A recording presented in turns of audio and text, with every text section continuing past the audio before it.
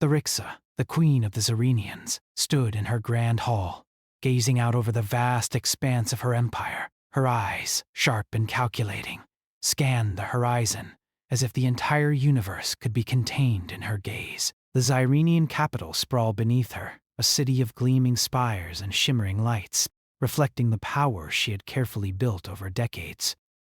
There was no place for weakness here, not in her kingdom, not in her heart. The Zyrenians were an ancient race, their culture steeped in order and discipline.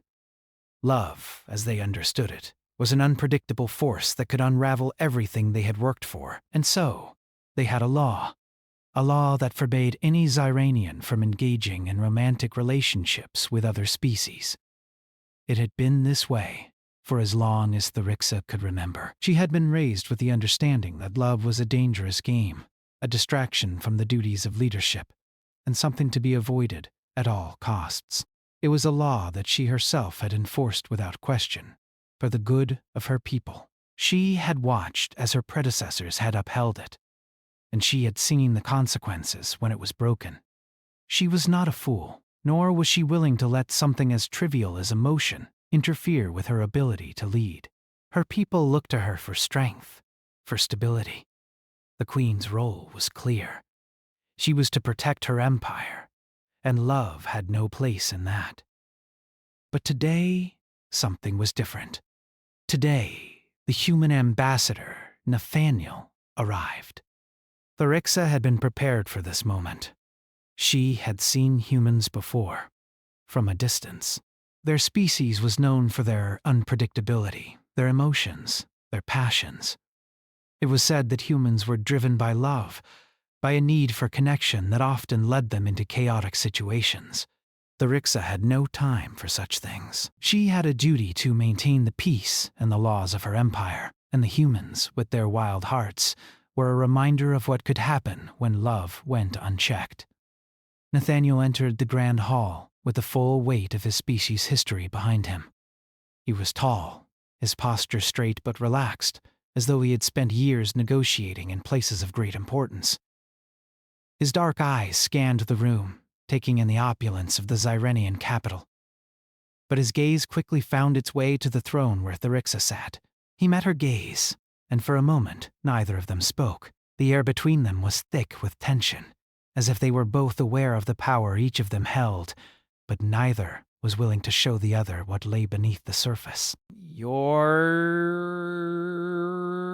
Majesty," Nathaniel said, breaking the silence. His voice was calm, but there was something in it that caught Therixa off guard. He wasn't afraid. The queen had expected a certain reverence, a formality. But this man, this human, spoke as if they were equals. It was an unsettling thought. "Ambassador Nathaniel," Therixa replied, her voice cold and commanding. "I trust your journey was to your satisfaction?" Nathaniel nodded, his expression sincere. "It was, Your Majesty, but I must admit it is the honor of meeting you in person that I find most remarkable." Therixa raised an eyebrow, the compliment rolling off her like water off stone. "Flattery will not serve you here, Ambassador. You are here to conduct business, not to indulge in idle praise." Nathaniel met her gaze with an unwavering calmness. "I am here to represent my people, but I am also here because I believe in the potential for something greater, for peace, for understanding, and perhaps something else." Therixa could feel a flicker of something inside her. It was small, but it was there. Something about the way Nathaniel spoke, the sincerity in his eyes, stirred a part of her that had long been buried under layers of duty. She brushed it off quickly. "There was no room for such feelings. Your people are here because you are diplomats," Therixa said, her tone firm. "Nothing more. We do not entertain such ideas." The Zyrenian Empire does not engage in relationships with outside species. Our laws are clear, and they must be respected. Nathaniel didn't flinch.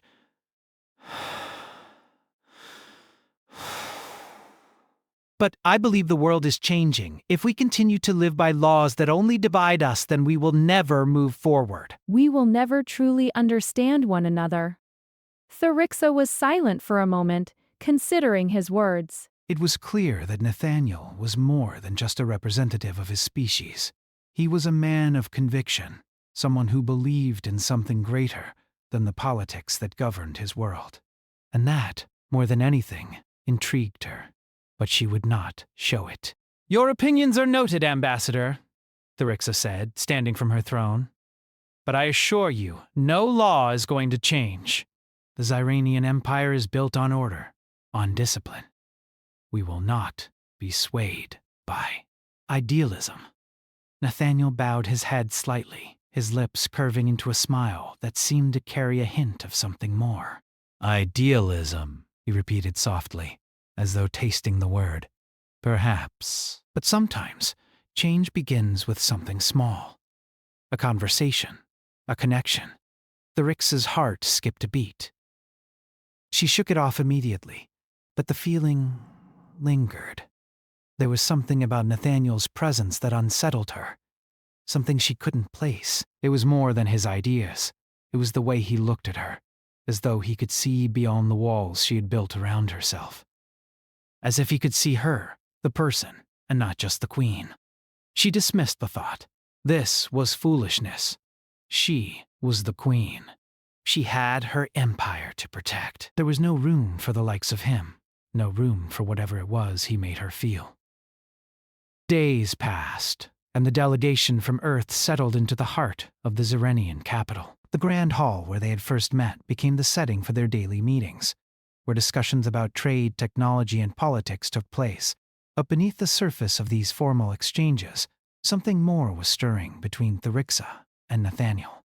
It wasn't just the weight of their respective positions, or the obvious differences between their species, but something deeper, something neither of them could ignore. Nathaniel had a way of making her think, of challenging her worldview in ways that no one had ever dared.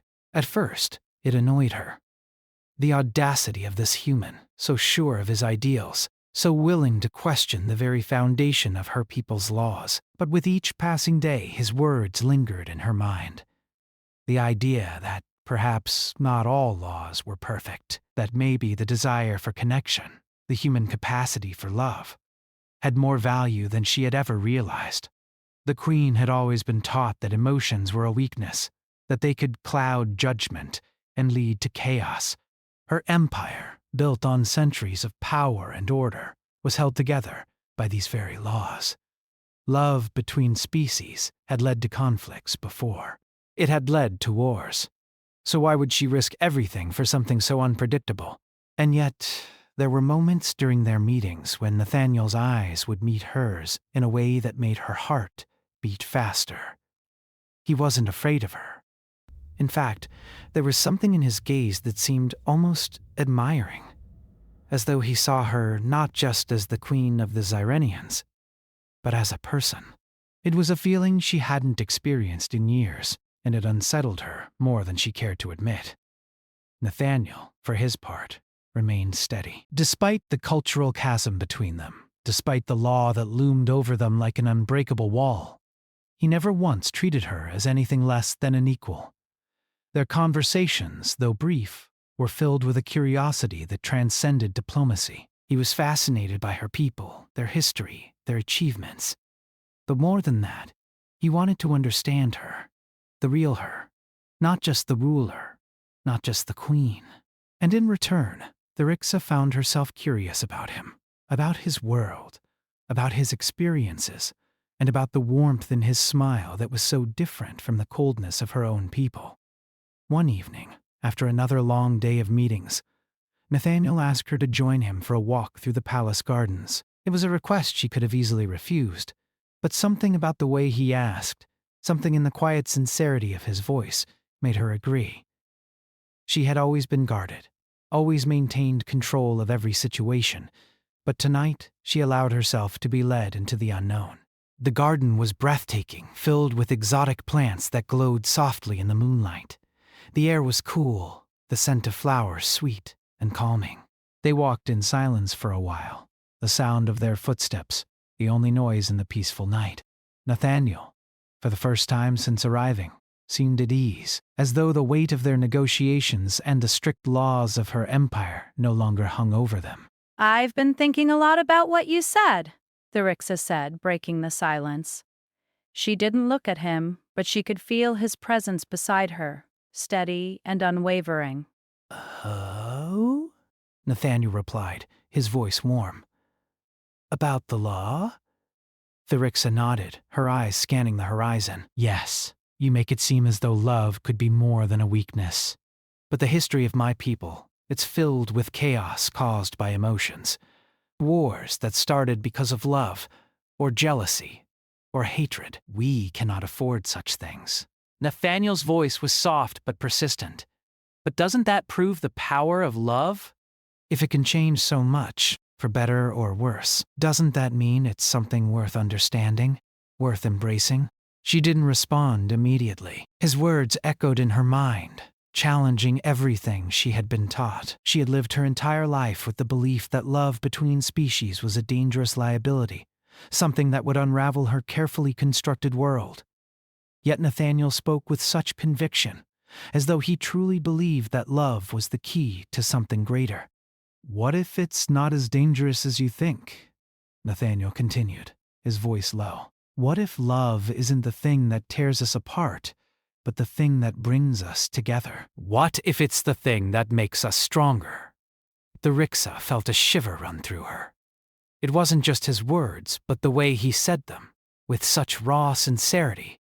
There was something about him that stirred her, something she couldn't place, and for the first time, she questioned her own beliefs. "I have my duties," she said quietly, her eyes still focused on the path ahead.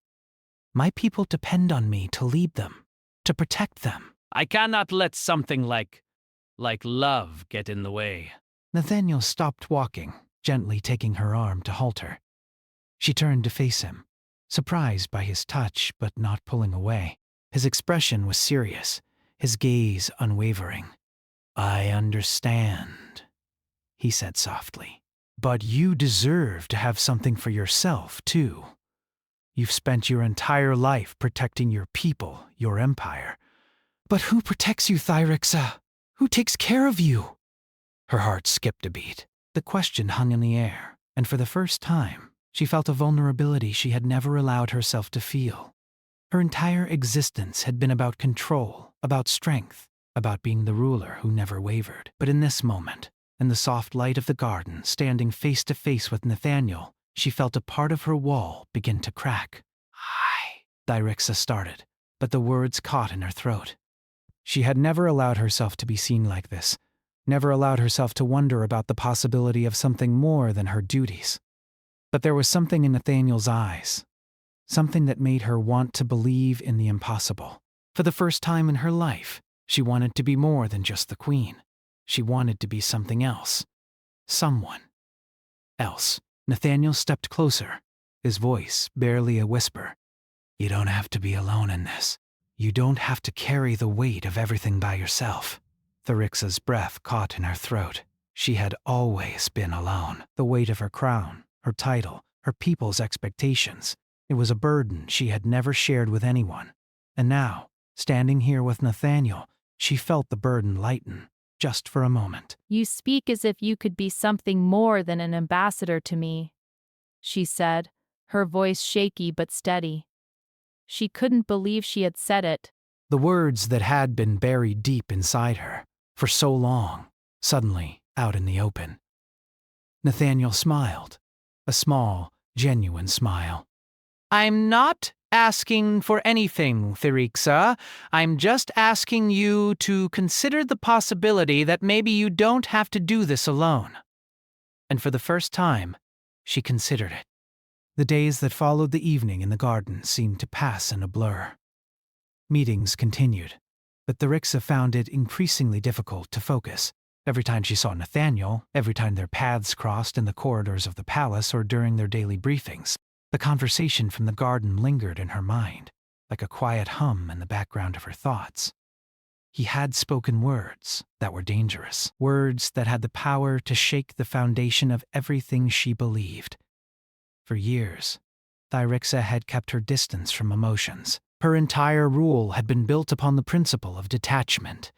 To lead, she had to remain unshaken by the whims of her heart. She could not afford the distraction of love, or any feeling that might cloud her judgment. But Nathaniel, with his quiet intensity and sincerity, had begun to chip away at the walls she had built around herself. He was patient, never pushing too hard, but always there, his presence like a steady force, drawing her closer, without her even realizing it. Thyrixa tried to ignore it. She threw herself back into her duties, focusing on the delicate negotiations and the complex politics of her empire.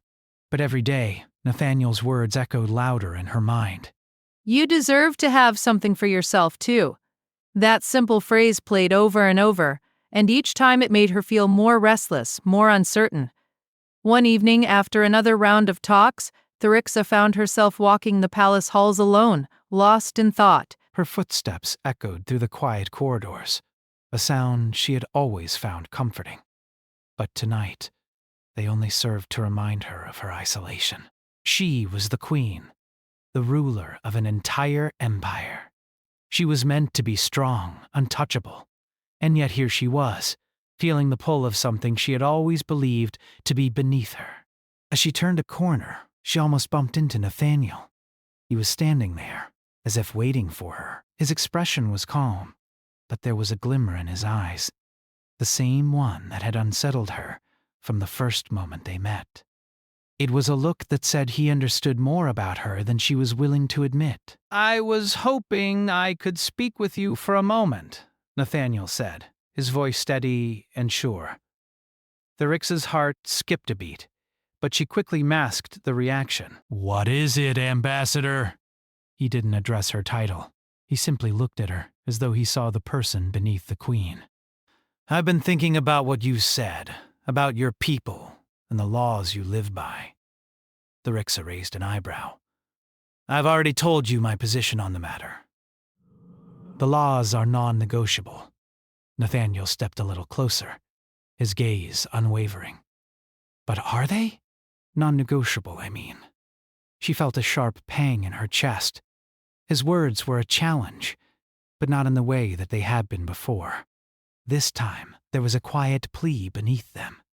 A plea for understanding, for a glimpse of the queen's heart. It was a plea she hadn't been ready to hear, but it was there nonetheless, making her pulse quicken. "The laws are what keep my people safe," Thyrixa replied, her voice firmer than she felt. "Without them, we would be no better than the chaos we left behind." Nathaniel nodded, his expression thoughtful. "I understand that, but what I'm asking is this. What if there's another way? What if love, the very thing you've spent your whole life trying to avoid, could be the thing that saves you?" Thyrixa stiffened. "I do not need saving." Nathaniel paused, letting the silence hang between them for a moment. Then he took another step closer, his presence overwhelming in the quiet hall. "But you do, Thyrixa. You're carrying a burden no one should carry alone. The weight of an entire empire, the weight of the laws, the weight of your people's expectations. It's too much for one person." She felt the pressure in her chest, the weight of the crown, of the endless responsibilities pressing down on her. Nathaniel was right. She had been carrying it alone for so long, and yet admitting that to herself felt like a betrayal of everything she had ever stood for. "I am the queen," she said, her voice barely above a whisper. "It is my duty to carry that weight." "You're human too," Nathaniel said softly. "You deserve more than just duty. You deserve to feel something other than the burden of your title." Thyrixa's breath caught in her throat. For a moment she wanted to deny it, to brush off the vulnerability his words exposed. But she couldn't. Not anymore. "Why do you say these things?" she asked, her voice trembling just slightly. She hadn't meant for it to, but it did. She felt something inside her break. Just a crack, but enough to make her feel as though she were losing control. "Because I see you, Thyrixa," Nathaniel said, his voice low and sincere. "I see the queen, yes. But I also see the woman behind the crown. I see the person who has spent her life upholding laws that keep her from ever truly living." Thyrixa felt a lump form in her throat. She had never let anyone see past the queen, never allowed herself to be vulnerable, to show her true self. But Nathaniel saw her, and it terrified her. "I can't," she said, shaking her head. "I can't be that person. I have a responsibility to my people." Nathaniel reached out, gently taking her hand. The touch was warm, grounding, and for a moment, Thyrixa thought she might fall apart right then and there. "I know you do. But sometimes even the strongest leaders need help. Even the greatest queens need someone to lean on." Thyrixa looked down at their joined hands, a flutter of something she had never felt before, stirring in her chest. It was warmth, and it was terrifying. For years, she had kept herself apart from everyone, maintaining a distance that had protected her. But now, with Nathaniel standing so close, her walls felt fragile, as though they could collapse at any moment. "I'm afraid," she admitted, her voice barely audible. "Afraid of what breaking the law would mean? Afraid of what it would mean for me? For us." Nathaniel didn't say anything for a long moment. He simply held her gaze, his expression filled with understanding and patience. Then, softly, he spoke. "You don't have to be afraid, Thyrixa. You're not alone." "I'm not asking you to break everything you've worked for. I'm asking you to consider that maybe love isn't the enemy you've always believed it to be. Maybe it's the thing that will help you protect everything you care about." Thyrixa's heart raced, her thoughts swirling. Could it be true? Could love really be the thing that brought her closer to her people, not further away? Could it be the strength she had always been looking for? For a long moment, she was silent, torn between the laws that had governed her life and the possibility that Nathaniel was right. Slowly, with a trembling hand, she reached up and cupped his face, drawing him closer. She wasn't sure what she was doing. All she knew was that for the first time in years, she felt something other than duty. She felt the stirrings of something else, something that scared her more than anything. And yet, she couldn't stop herself. "I don't know what to do," she whispered. Nathaniel smiled, a soft and understanding smile. "I'm not asking you to have all the answers. Just take the first step. You don't have to do it alone." Thyrixa took a deep breath, feeling the weight of his words. Slowly, she nodded. The law, the responsibility, the empire, they had always been her burden. But maybe, just maybe, she was ready to share it with someone. Maybe she was ready to take the first step. The decision had been made, though Thyrixa wasn't sure when exactly she had decided to make it. It was as though her heart had reached a conclusion before her mind could catch up. She had spent her entire life enforcing the law that prohibited love between species, standing firm in her belief that it was the only way to protect her empire. But now, standing before Nathaniel, feeling the warmth of his touch and the steady rhythm of his heart, she wondered if she had been wrong all along. The weight of the crown, the expectations of her people, all seemed lighter when Nathaniel was near. The crushing responsibility that had always defined her existence felt less like a burden and more like something she could share. For the first time in her life, Thyrixa felt as if she could be more than just a ruler. She could be herself. She could love, and that love, she realized, was not a weakness but a strength that could unite rather than divide. The days after that quiet confession in the hallway were filled with uncertainty. Every conversation, every decision she made seemed to carry the weight of her choice. She had broken the law. She had chosen to love. But what would that mean for the Zerenian Empire? What would it mean for her people? Nathaniel had been patient, never pushing her, always there to support her as she navigated the storm within herself. His presence, once a spark of intrigue, was now a steady flame that kept her grounded. But the outside world, her court, her advisors, her generals, would not be as understanding. They would not see her as the woman who had found a way to love. They would see her as a ruler who had broken the most sacred law of their civilization. Therixa knew this was coming. She could already hear the whispers among the courtiers, the murmurs of discontent. She could feel the weight of their eyes on her every time she passed them in the halls. But she didn't care. She had made her choice. And now, for the first time, she felt free. Free to love, free to be human. It wasn't long before the inevitable happened. The council convened. The heads of the various factions, the generals, the most powerful voices in the empire, had gathered to discuss the state of their kingdom. Therixa knew this was the moment when they would challenge her, when they would demand she reaffirm the laws that had governed their world for so long. And she was ready. As she walked into the council chamber, she was met with a tense silence. The leaders of her empire stood at attention, their eyes locked on her with a mixture of respect, fear, and confusion. Her advisors, those closest to her, had already shown their concerns, but this was different. This was the heart of the empire, the place where the laws of her people were created, maintained, and enforced. Your Majesty, the head of the council, an elder Zyrenian named Vorlan, spoke first, his voice steady but laced with an edge of concern. We have gathered here today to discuss matters of great importance. It is time that we address the law that you have challenged. Therixa felt the weight of his words, the pressure building in the room. But she did not flinch.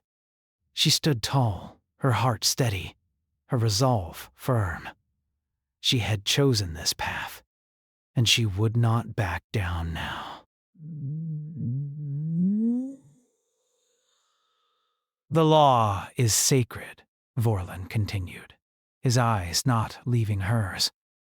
It has been the foundation of our civilization for centuries. It has kept our empire strong and united.